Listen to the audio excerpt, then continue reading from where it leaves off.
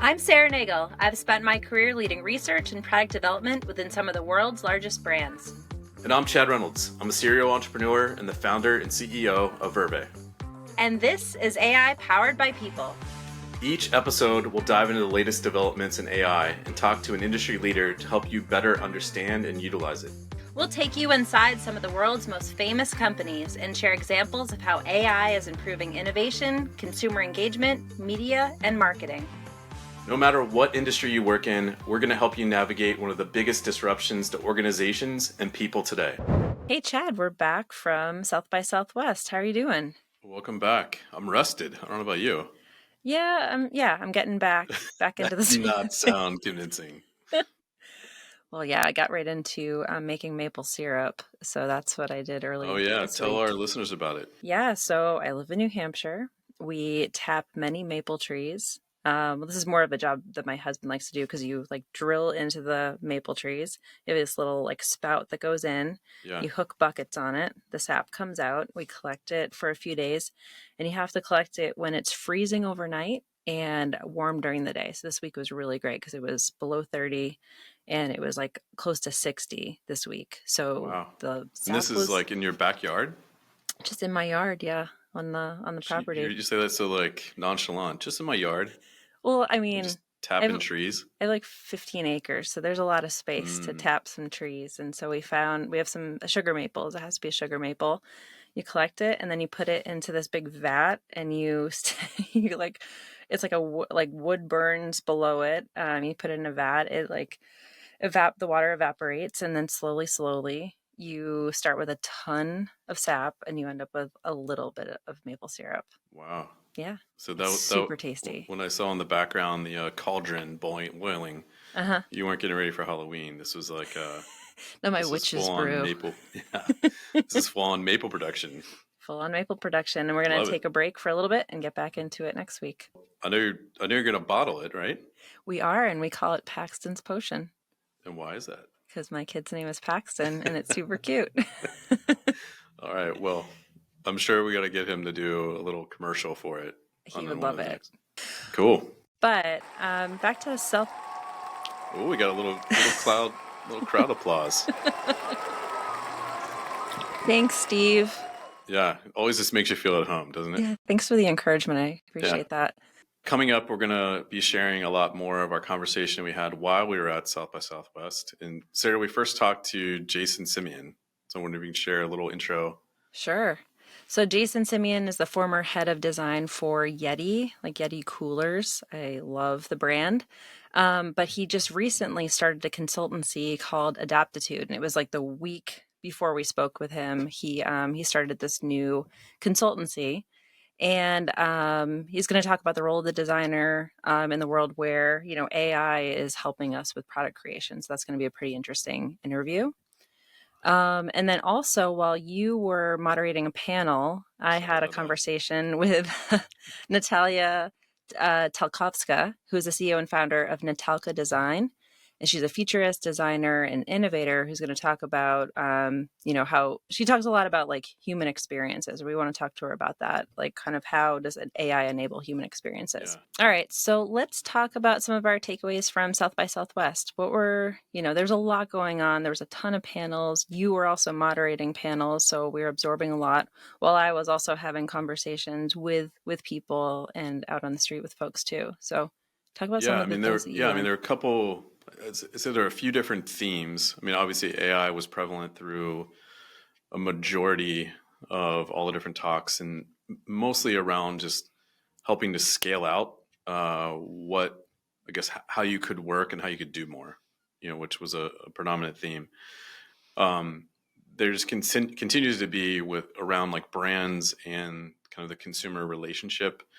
There are some key themes that I think are important to us and also the brands we're working with. The first one was around loyalty. I think loyalty has continued to morph and change and shape how brands and consumers can have a relationship. Alicia Tillman from CMO at Delta, I mentioned her talk at CES on a previous episode, but I'm just excited about how Delta is redefining what a loyalty program looks like. So for a Mhm. lot of the brand leaders who might be listening to this, of just seeing it more towards a membership where you're getting access to this elevated experience as opposed to the spend to get models. I know as a Delta traveler, this is exciting, way to go. And then also sat down with Kevin Shapiro, SVP at Coty. Coty is um, really a collection of brands, beauty brands, specifically a lot of licensed um, beauty brands. So What brands would we know?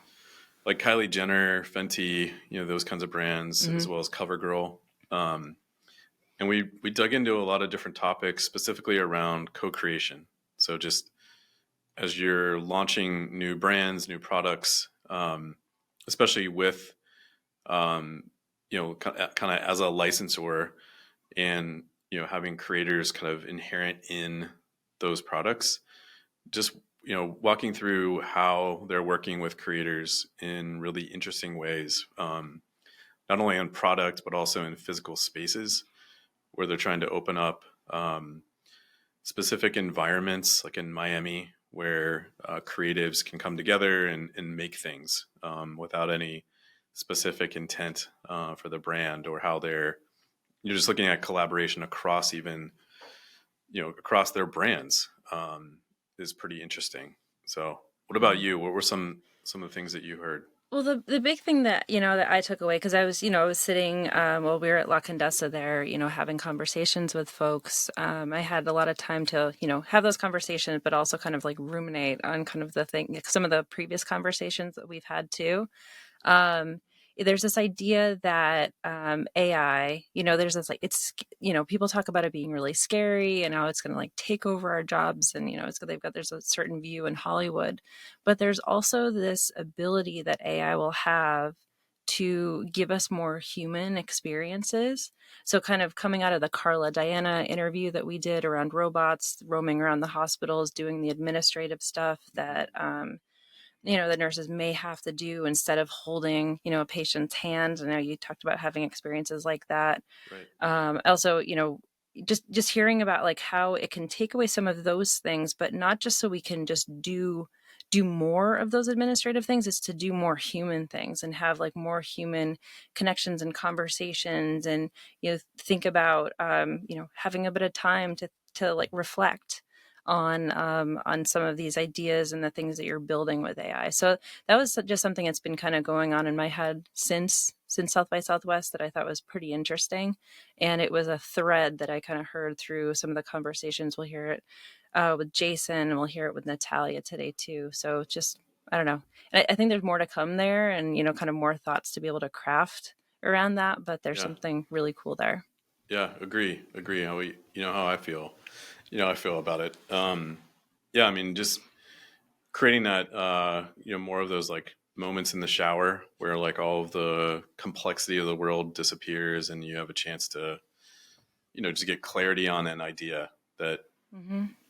just it was noise and meetings and all different kinds of things, but just kind of getting away or having the like mountain walk. We Mm-hmm. take a lot of those when we do workshops and things like that, Mm-hmm. just so you can clear your head and synthesize information.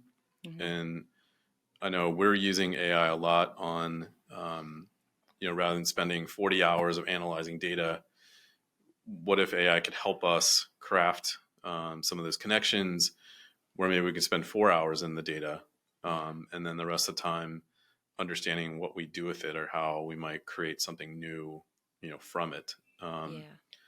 so, Yeah, it's like giving the specialist time to kind of lift their head up a bit more, like, and like right. you said, like have that time to like to take a walk and process. I know that the how I process ideas the best are kind of when I go on a bike ride. I don't know if it has to do with the two hemispheres of the brain or something, but being able to have that time to just like process and think about it when you don't always have that, because our weeks have been filled with a lot of work and a lot of, as a researcher processing information. But if some of that can be, taken away or kind of like processed by AI, I can have that time back. And I Yeah. think better ideas and more meaningful ideas can be created from that time.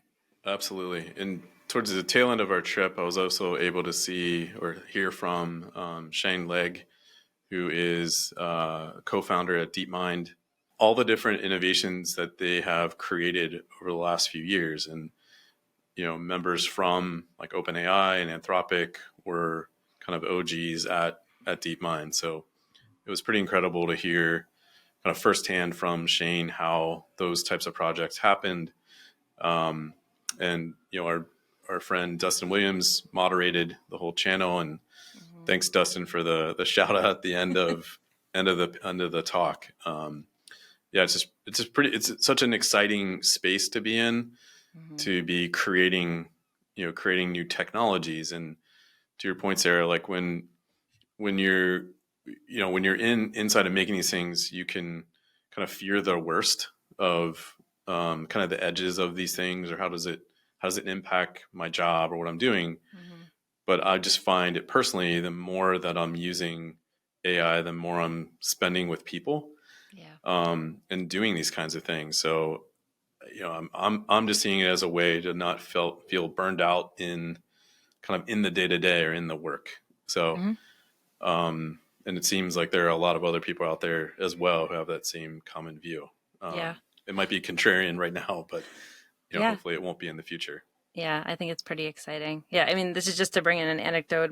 Talking to my mom. My mom's a teacher, and she used to spend all of her Sundays, creating lesson plans for. And I've talked to other teachers about this too, creating these lesson plans for the week or so for students, and that's time away from family, time away from like being able to like think about what she really wanted to do there, or take a step back to be able to have life experiences that will then impact. So even just like examples like that, I think are pretty cool. So it's not just in the design world. We saw that in South by Southwest. It's hitting every single industry, everybody. Absolutely. And helping everybody. So cool. All right, now let's get to our live interview with Jayson Simeon.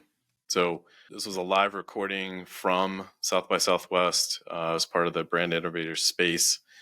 And we were able to dig into a little bit of history with Jayson and the design team at Yeti. We also talked to him about how he just founded a company called Adaptitude. And Adaptitude is a fractional design services company that helps companies that need to build their muscles in design and strategy and innovation. So he and his company are able to step in where they need help. So looking forward to the conversation so he can share his perspective on the role of the designer and what that looks like in these big organizations and also in consultancies when we have all of these tools that can help us with product creation. Ready? Let's do it. Hi, Jayson. How are you? I'm doing well. How are you? Good. Welcome to the podcast. Thank you for having me. And welcome to lunch. It's a taco extravaganza just broke out. I don't know.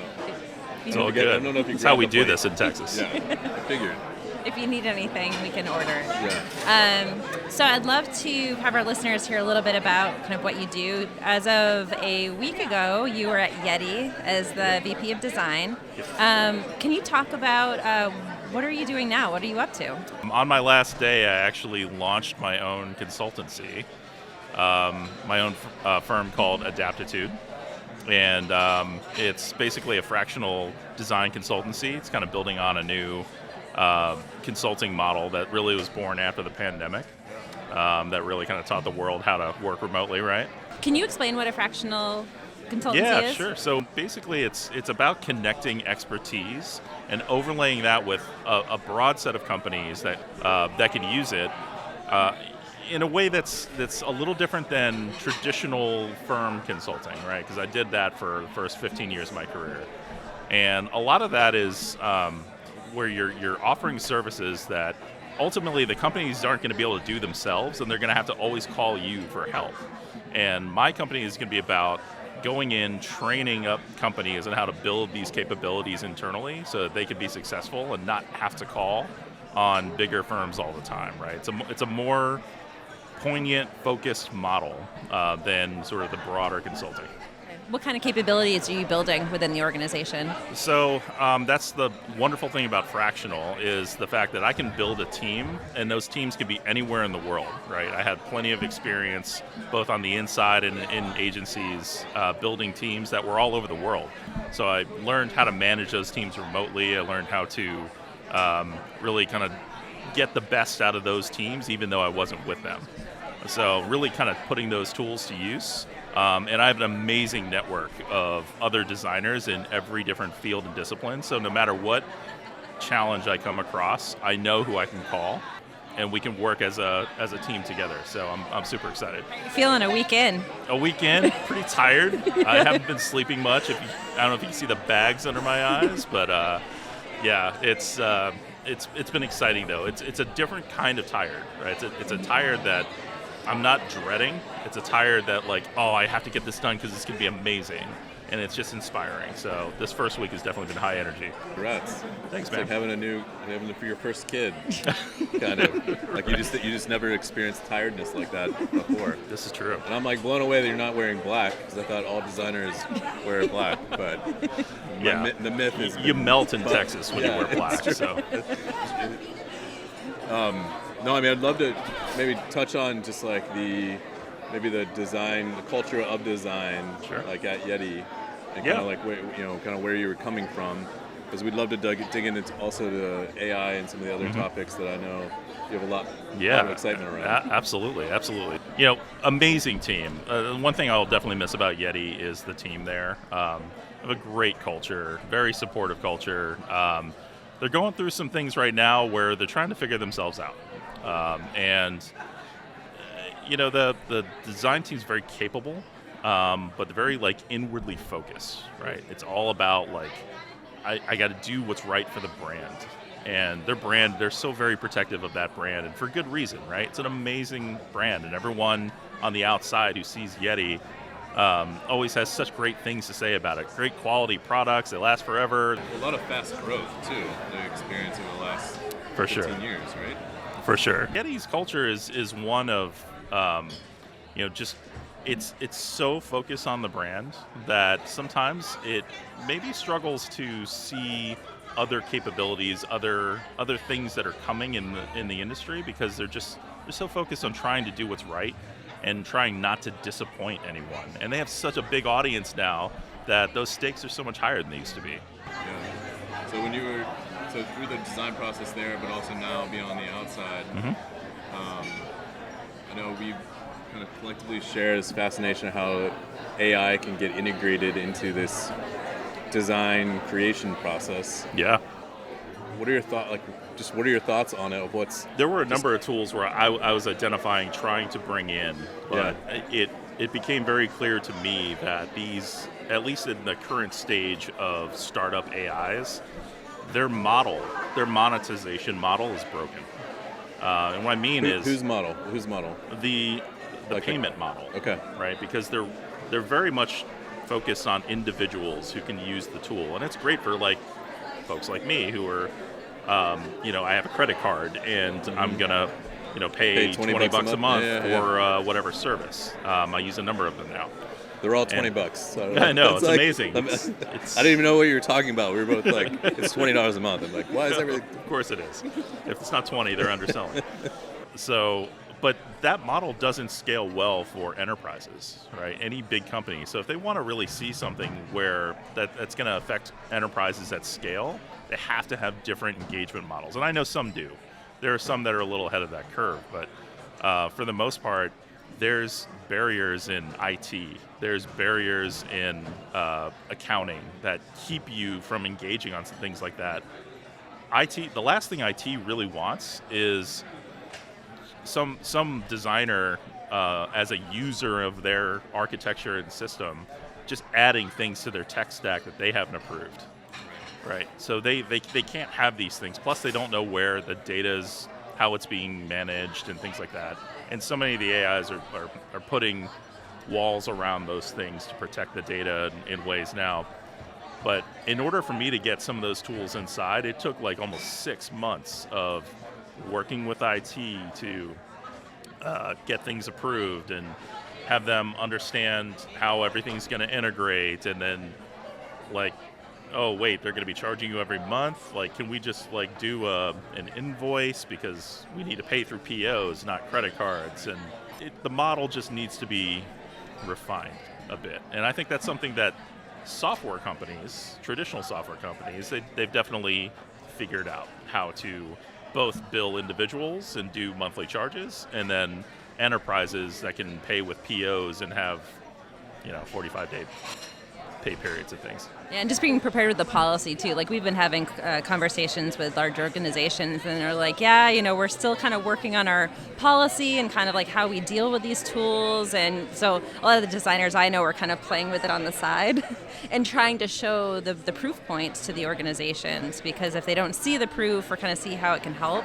it's going to be really difficult to Absolutely. integrate it. One of the other things that I was not expecting, but when you think about it in retrospect, it makes a lot of sense, the legal implications of generative AI, right? Like, if I'm going to file a patent for something, who actually invented it, right? Did the AI give me the idea? Where was the genesis? And those are blurry lines right now that I think designers are having to deal with, particularly in say, a product design field where you're dealing more with IP, and maybe less so for something maybe graphic design oriented, right? But where you're actually dealing with intellectual property. I mean, do you see it, like even just the patent process? I mean, it used to be kind of the holy grail of you have so many patents because it took so long, one, to make a product, and then two, to get a patent on it. Yep. And so you need to protect it. But now, as you're like shifting to this like generative mindset, do patents, I guess, hold what they have in the past? I think they do. It's just a matter of how they're defended. And, I'm certainly of the mindset that because patents are finite, right? They have an expiration date. So in 15 years, like, anyone can use all the hard work that you put into most utility patents. They just become public. But trade dress and some other things that are like brand protection, those are, as long as you're using it, you can protect it and defend forever. So I'm a big fan of building kind of consistency in your design systems and things that delivers a recognizable product so that you can actually protect yourself with an infinite intellectual property system. As a designer, what you think about co-creation, and this is something near and dear to our heart. Chad is going to be moderating a panel on co-creation later, but how do you feel about co-creation with a brand kind of coming from the consumer side, so where they're part of that process? Sure. And using AI to be able to do that? For sure. I think you sort of have to treat it almost as an employee of something. So whoever is sort of paying for that generative AI system, it's kind of like their employee to that side of the relationship. But I think it's a fascinating new model that frankly it's evolving faster than I think the legal systems can keep up with and try to figure out how to even defend, let alone try to embrace and create a system around for maybe it's not even called a patent anymore. Maybe it's called something else. So, yeah, it's an exciting new territory for sure.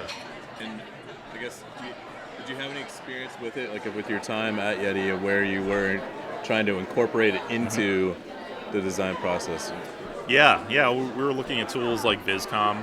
It's one of those amazing sketching tools that renders your sketch into something that's obviously very photorealistic.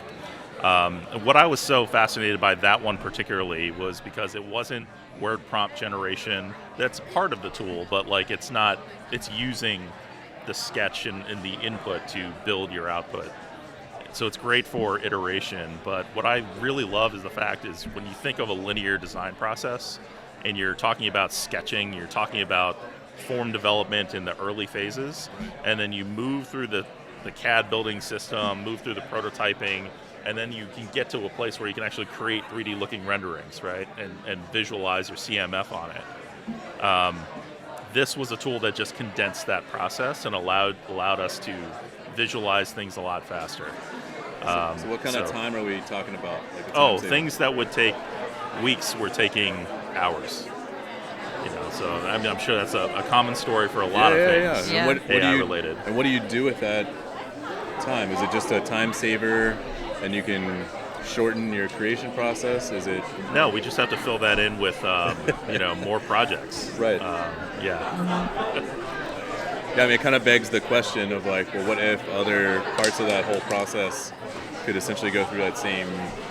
Because I'm sure you have a ton of ideas that you might want to execute For sure. across the business, and For sure, and I'm already using a bunch in ways that can help me deal with the mundane tasks, calendaring, some legal writing, image creation, to when you're tired of looking for images like through like stock sites and things like that. Like I got pretty good at doing that for a while, so like I've sort of bent those rules into image generation. It's been really fun.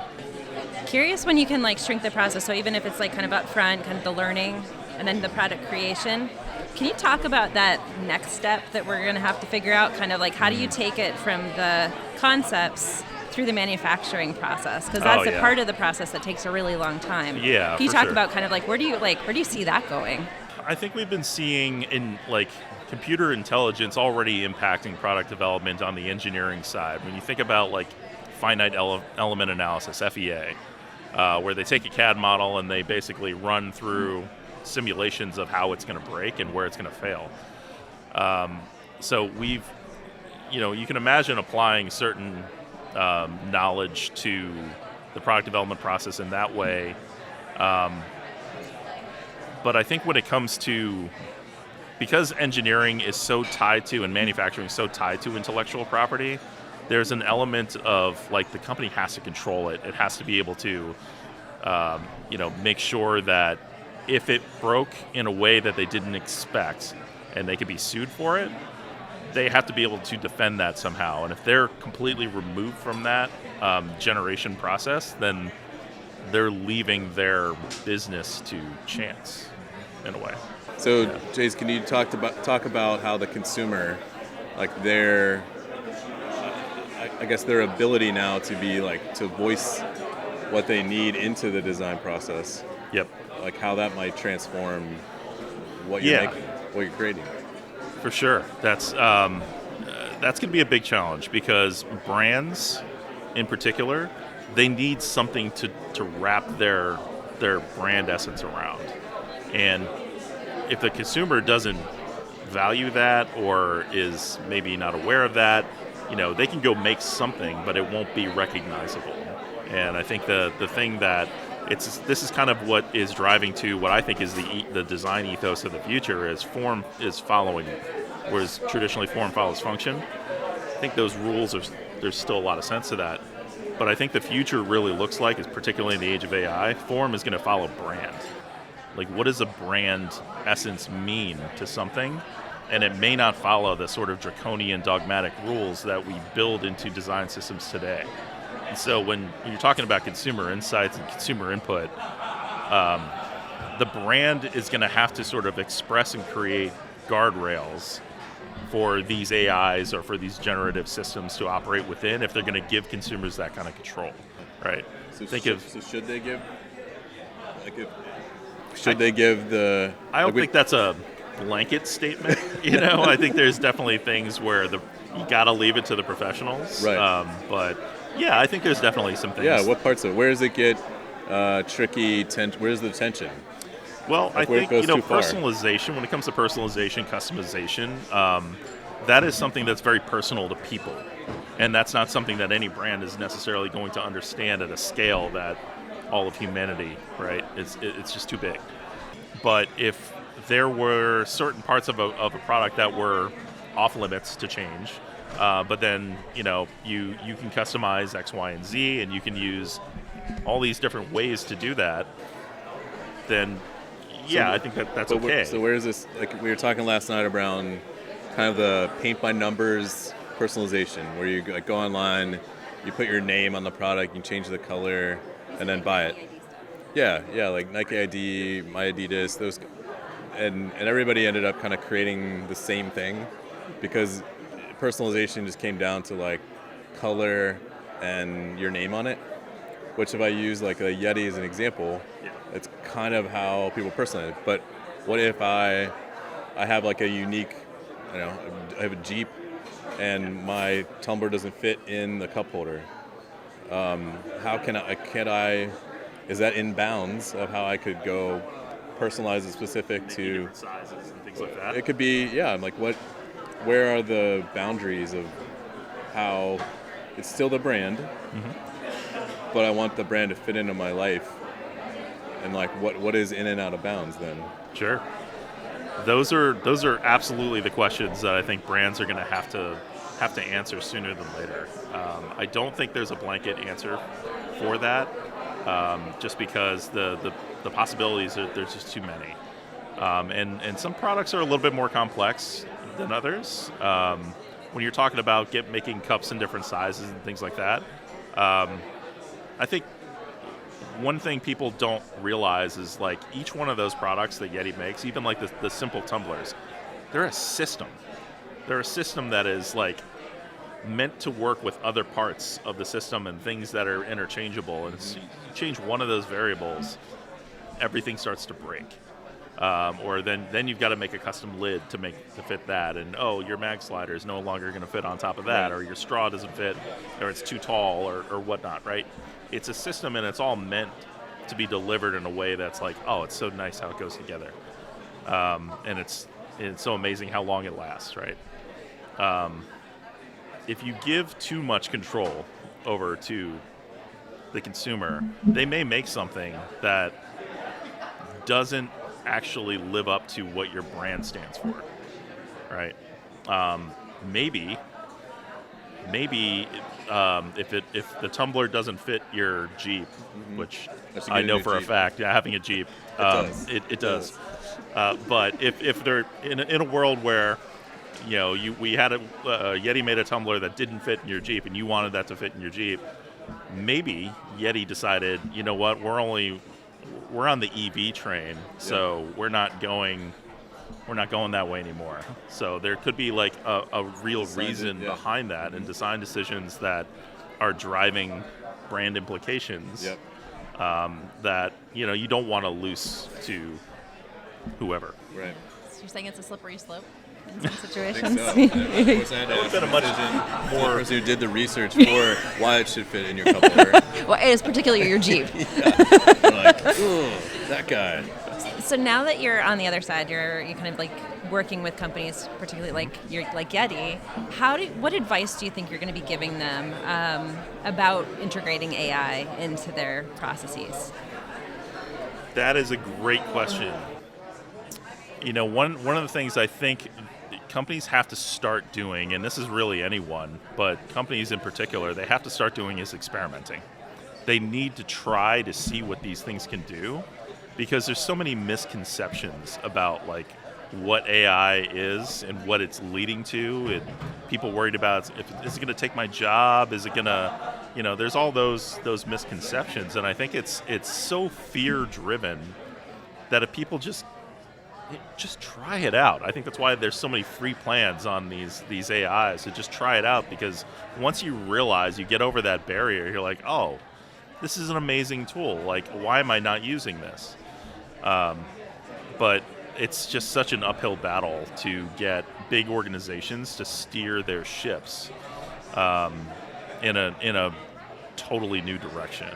And I think there's also implications to like the design and engineering process overall, right? Like we have to reimagine that with these tools because of these tools.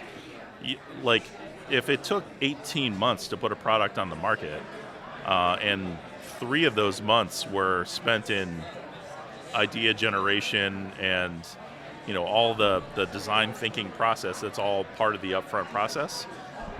The design thinking process is not wired. It's not written. And I bet you Tim Brown from IDEO would say the same thing.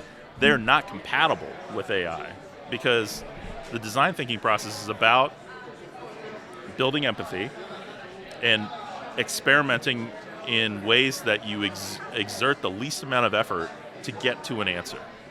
Whereas AI is going to get you to a high fidelity answer immediately based on just a nugget of information.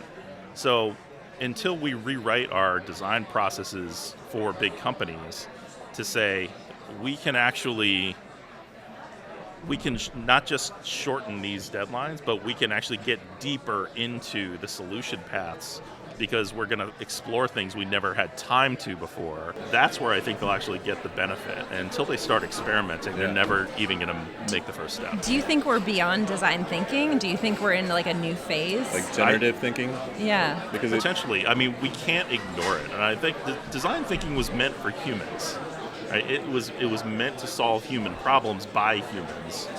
But I think with these kinds of tools, AI to me is really it's the fulfillment of the promise of computers from the very beginning. Like, do you remember fancy new computers, you're only gonna have to work 4 hours out of the day instead of 8 or whatever, right? That was the promise back then. This is actually the manifestation of that.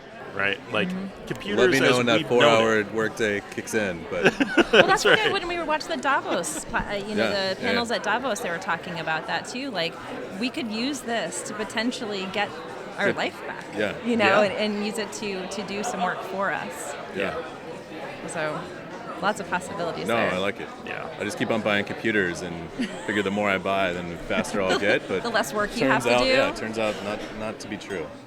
So one last question for you. Sure. So we have all of these tools. They're part of our life. They're integrating into our life. How do you think this will redefine how we connect with humans, like human to human? Oh, man. It's an easy one. It's an easy one right at the end. Well, I guess when it comes to AI, if it's going to save you a bunch of time, hopefully you're using that time to reconnect on the things that matter in your life. Right, like if I only had to work 6 hours out of the day instead of 8, because I have a bunch of mundane tasks that are being crunched in the background, then why not take my dog for a walk, or why not go have coffee with my wife? So like, those are ways I think AI could definitely enable that, but I would probably caution humanity when it comes to trying to use AI to connect in a human way, right? I know there's apps out there that are like My Special Someone or things that you can talk to and have build a relationship with, right? Yeah. But you think Joaquin Phoenix was here yesterday, right? Was he? No. I was looking for him. Okay. I was looking for her. We'll ask him about her. But I mean, what if, I use it, like if we go out on a date night, not you and I, but my wife, go out on a date night, I can use it to generate things we could talk about. I already have my own things. Topic generator. Yeah. But it also is kind of nice to bring questions to the front that take us to a new place that aren't like, what did you do today? Right. Like, but yeah, relationship and builders. So those, I don't know, I think those are interesting things to take your relationships to a new place where you're exploring lots of different conversations and territories that naturally you're just tired. And you're like, hey, how was your day? Hey. And it's the same, it's like Groundhog Day. I don't know if you feel like that, but it sometimes feels like that. Well, I guess the one thing I'd worry about there is like phone number atrophy. All right. So like, when you first started using a cell phone, you remember how you used to know everybody's phone numbers, and now you don't know anybody's phone number. I know hers just because it's my Kroger Plus number. Exactly. That's the only. Don't tell her that. But she's not listening. I mean, that's what I worry about. Like, it's the if your conversations are being facilitated by topics that you're not generating, you're going to forget how to generate them. Not necessarily facilitated, but just more, these are interesting things we should probably talk about. Or it's just more of the generative exploration. Sure. Like, if you kind of had a finite set of time, you had to pick a lane to go down to design something, like pretty fast. Mm-hmm. But what if that same amount of time you could have explored 15 different scenarios, and you're like, I'm going to take this from here, this from here, this from here. It takes me in a new spot. I don't know. That's interesting. I mean, it's a fascinating concept and construct. I just, when it comes to things about being human, sometimes those are just things that we need to just trip through and learn from, and that's what makes the human experience so amazing and not synthetic. So, yeah, I don't know. Like, AI is a tool, and with any tool, it takes time to learn it, takes time to master it, but the tool never elevates beyond a certain status in your life, right? So as long as we have those boundaries set, I think humanity will be okay. Well, I think but if we start letting it take over, I think that's where the fear is that there are people who like want to push it up, and then maybe it should be elevated in some ways to help. Because it's so different than like just a tool, right? And it can start to do things on its own. I think that's what's scary to some folks too. For sure. And they may potentially, if they're not using it in the right way, the fear is that you're going to lose the actual human, physiological connection with people. Yeah. Well, with that, what an ending. All right. Well, Jayson, this is really fun. Thank you so was. much for being on the podcast. Thank you for having me. Yeah. And best of luck on the new consultancy. Yeah. Thank you. We'd love to send a lot of business your way. So. Yeah. Wonderful. Yeah. Great. Yeah. Appreciate it. Best of luck. Awesome. Well, that was a fun conversation with Jayson. So AI isn't just a tool. It's Talk to me not about just it's not just a tool. It's not just a tool. I mean, I don't know what to say. I mean, I'd say yes, there are tools that use AI to make the tool better. I also just think there are ways that you can incorporate it into all different types of workflow, or that just go beyond, I guess kind of focusing it just on a tool. Mm-hmm. So Jayson is awesome. He's really awesome. I love, having a background in industrial design. I love talking to designers about this because I think there's a lot of possibility, and I love understanding how different organizations are thinking about incorporating tools. So it's just fun, and it was lively. I liked it. Yeah, it's fun. It was fun. It was fun. I mean, it's great. Just being in an open environment, just to talk through this, and also get specific on some of the tools that people are using to do the work. It's like clearly a transformation is happening in really all of the different industries. So it was just clear. It was clear hearing this, from this interview, from just being in it last week. So it was great. Yeah. All right. Next up is our interview with Natalia Talkovska from Natalka Design. This was another interview I did solo. You were moderating a panel on brand transformation. It was really fun because I love talking to futurists and, hearing from people who think about design and they think about, just what's next and the possibilities of that. So super fun. All right, here we go. Natalia, welcome to the podcast. So excited to have you here. Thank you so much for having me. So today we have Natalia Talkovska. Did I say that correctly? That is correct. From Natalka Design. Yeah. And so tell me about Natalka Design. Where are you based? What do you do? Based in London. Okay. Oh, did you fly from London today? I did, and we almost didn't make it. So, guys, I'm on like an hour of sleep. So if I don't make any sense, I apologize. Oh, good. But it'll be raw and real. Yes. We were based in London, 13 years going now, so I can't call myself a startup, I guess. And we are a strategic storytelling agency. Mm-hmm. So what we do is we help our clients, brands, agencies, corporates, government as well, and royal family to simplify their messages. So we simplify basically complex messages and make them clear for people, and we execute that through beautiful visual storytelling, and that could be anything from 2 illustrations to huge art installation with projections, VR, AR, AI these days as well, tools to bring a story to life, to basically drive a change that the client wants to see. So what is your background? I'm a liar. Tell me more about that. Yeah, because I've never studied one class in illustration. I've never done one class in business. Why am I here?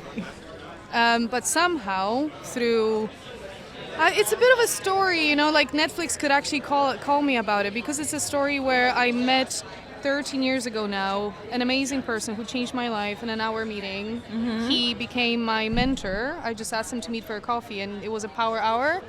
He saw something in me, I think. I was then very miserable in a startup, underpaid, in gloomy London.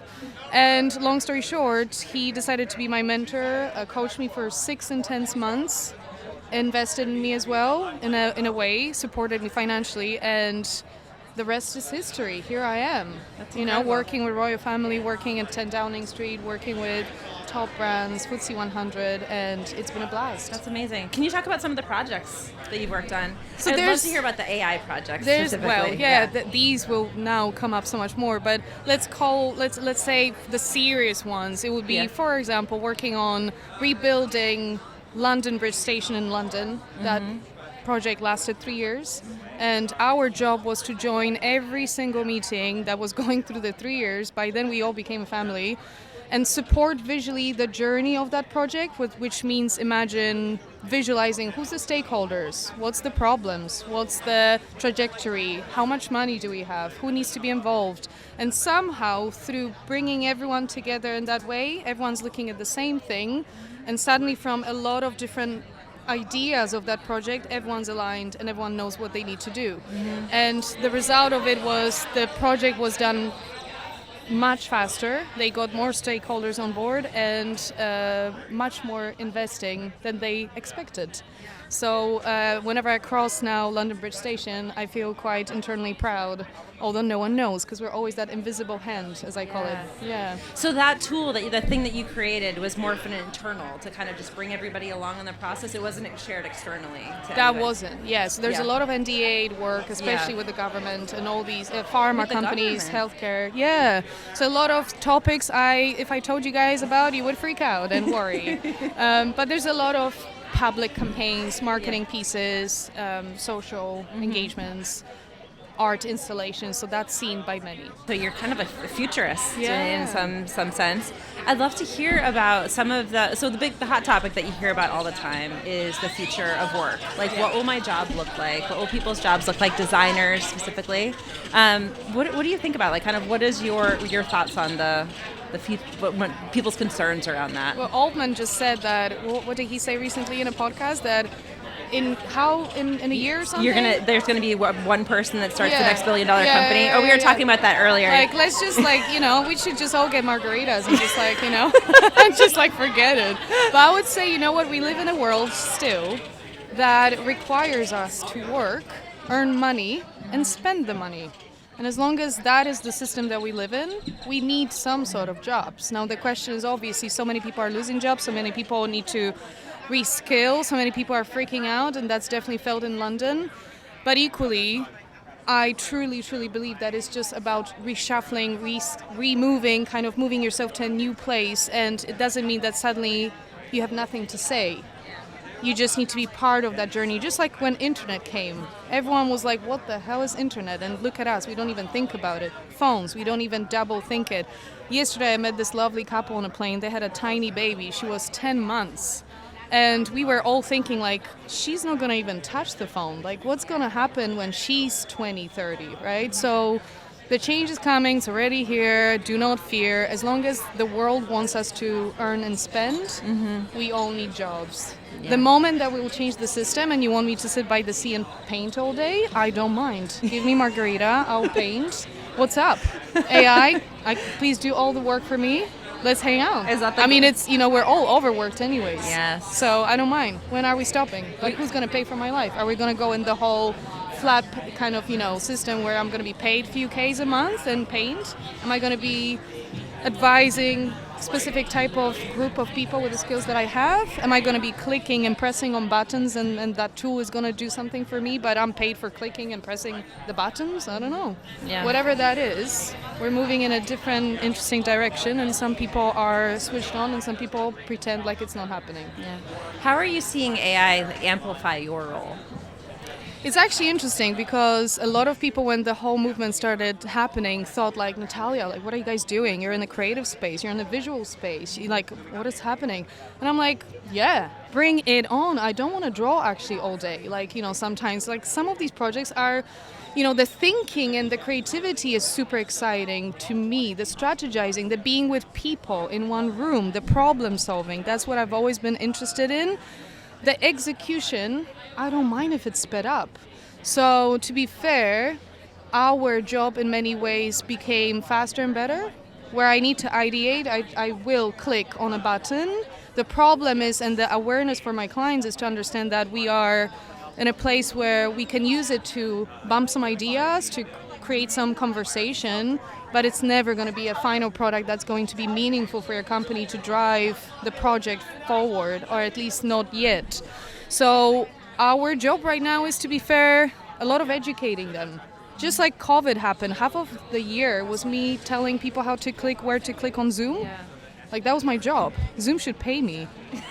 Yeah, what's up? I was like, no, you no, not to the left. Yes, correct.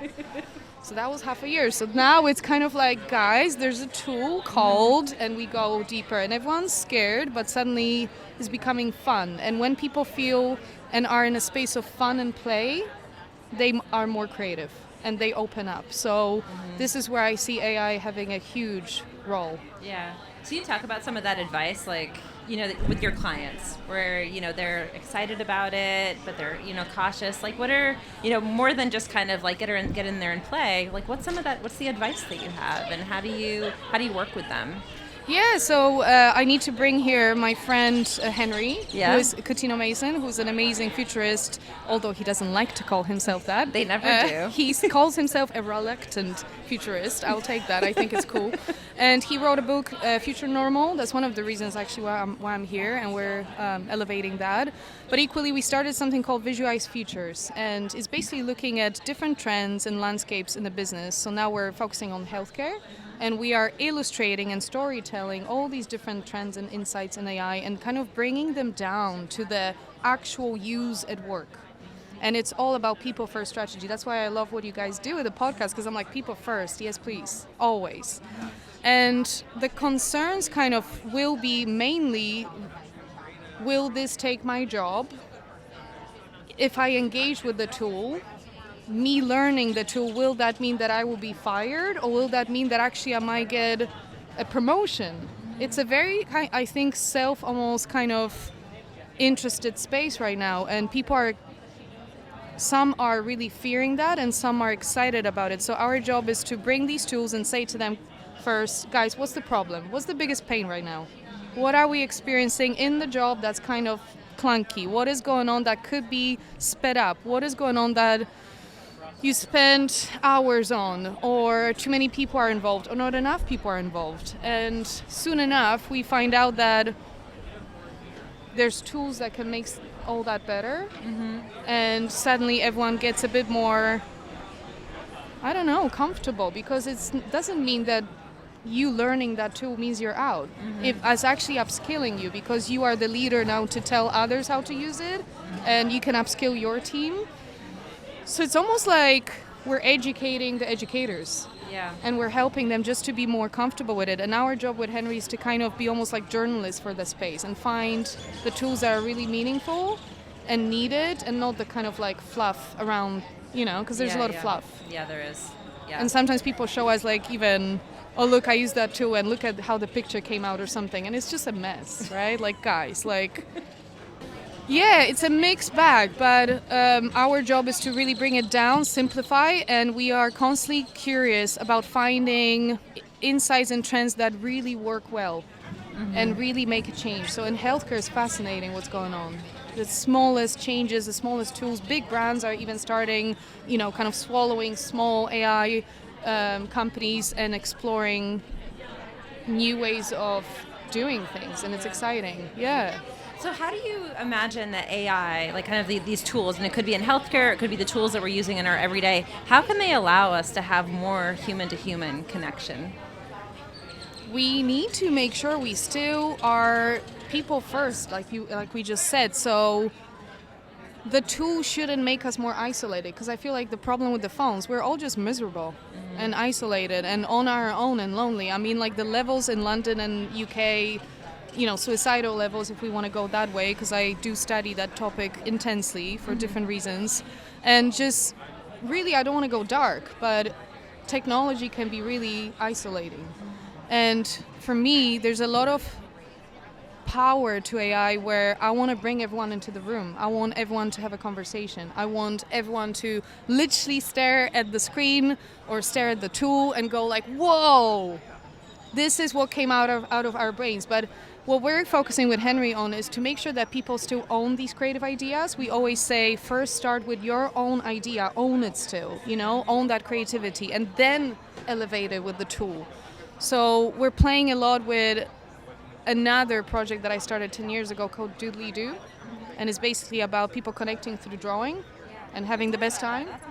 It's just literally, imagine we have a big table, and it's, again, I love science. Inside I'm a geek, so I read a lot about neurodivergence and how our brains work and what we respond to, what we don't. And imagine it's a bunch of really good questions, timed games. It's all about time. The brain doesn't like time, so it gets really flustered, but then it does something really well because it's restricted.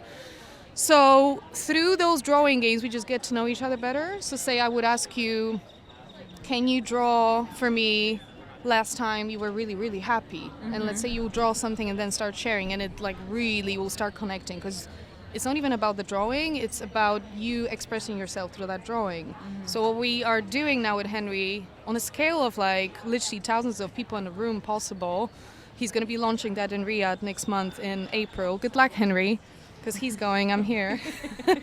So we want to bring people together to visualize these ideas and really get them to use their creativity, use their conceptualization, don't lose that, and then show them, right, let's take that to now your idea, because everyone is like, I'm useless, I can't draw, I can't express myself, I'm not creative. How many times I hear that all day long? There's tools for that. And there's tools for that. No one says you have to be like Disney animator. It's about your ideas.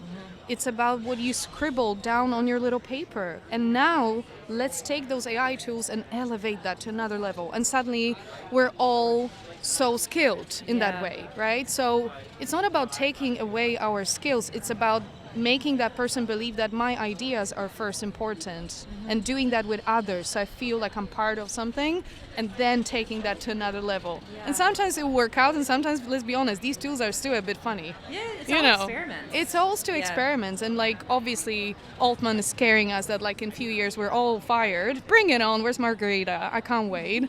That's my approach. But until then, the very important thing for me is like the phones are isolating us. Actually, I want the AI to bring us together again, because there's a huge need for community building again. There's a huge missing of being around other people. I think IRL experiences are not going anywhere. They're just building up. London is bustling with new communities coming up, like supper clubs, running clubs, you name it, it's there. And I want to use that as well with Henry in companies, because we're all sitting in front of our computers with our backs really hurting. Companies are fearing that no one's coming to offices, so they force you to come like twice a week when you moved across the country during COVID, and that's not really possible. So it's all kind of disconnected. So we're thinking, how can we bring people together? That's still very, very important. Otherwise, it doesn't matter almost. Like AI without the human engagement is just another tool, another thing, another tech. Yeah.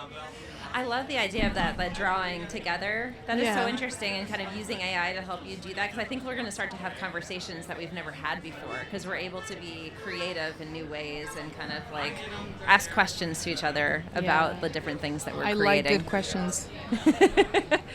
Well, we're at South by Southwest. If you can't, it sounds like it right now, I know. too. This is the loudest podcast I've been on, and the most fun.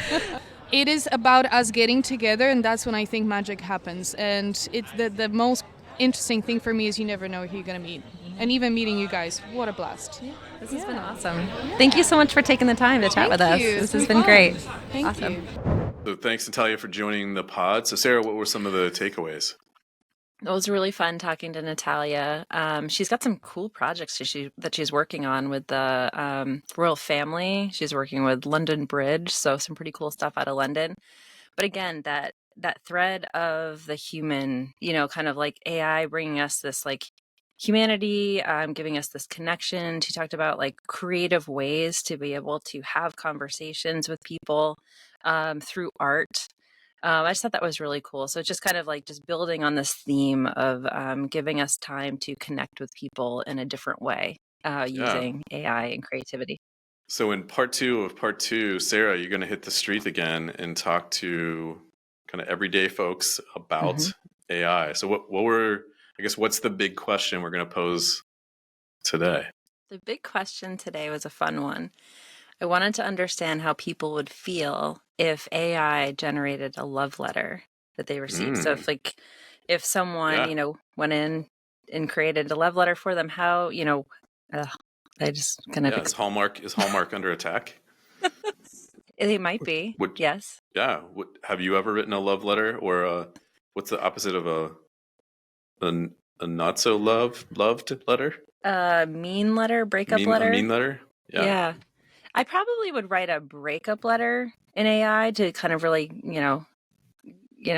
bring the point across. But a love letter, I feel like personally, I would be offended if I got a love letter generated by AI, because I would want I want them to spend the time to write it. Well, yeah, but what if they did spend 10 times more time using like AI tools? I'll use the word tools to generate their letter and then handwritten.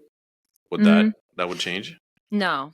If they're going to write a letter, I'd want it handwritten. But I see your point, though. I would love something that was maybe created, like a visual that was created, like a love visual or video or something like that. I'd be cool with something like that. That's a whole industry, Sarah. No, yeah, maybe it is. But it was personalized for me. I'd feel that would be more special. Yeah. Well, let's hear what everybody else had to say. How would you feel about getting a love letter generated by AI? That may be one of the best questions I think I've ever been asked on this topic. I would feel pretty badly about it, actually. I think love letters and anything that is intended to be a creation to show an emotion should really come from the heart. And a large language model should probably not have anything to do with that. Yeah. What would you feel about getting a love letter generated by AI? I mean, at this point in my life, I'd be happy to receive any words of affection, and a love letter sounds quite wonderful. Why not? I mean, I'm trying to imagine my partner who's in his 50s, like getting into AI to do something like that. But hey, we all have different ways of expressing ourselves, and some of us do it better in words than others. So if somebody wanted to express love to me and felt the best way they could do that was by having someone give them a little assistance with the writing part, I'm all for it. What if you got a love letter that was generated by AI? I'd be pissed. Thoughtfulness is so important to me, and I would know that it wouldn't mean as much when it comes out of an AI generator. Even if the inputs are nice things that maybe my boyfriend puts in about me, but it's still not fully him. I think he took the easy way out, and I deserve more. I think so too. Well, that was awesome, Sarah. Thanks for everybody that participated on the street. Also for our team who helped to organize the last two episodes. So Heather Bollinger, Molly, Annalise, Andrew, yourself, Steve, Bryson, Keith. We had a full team involved in this, just lining up guests, and then for the brand innovators team, just allowing us to have space where we took over their environment for a couple days, and we met so many amazing people along the way, and we hope to do it again at a future event. Yeah, that was awesome. Well, that's going to do it for this episode of AI Powered by People. The show is produced by Steve Berkowitz and brought to you by Verve. Thanks for listening. We'll be back next Tuesday.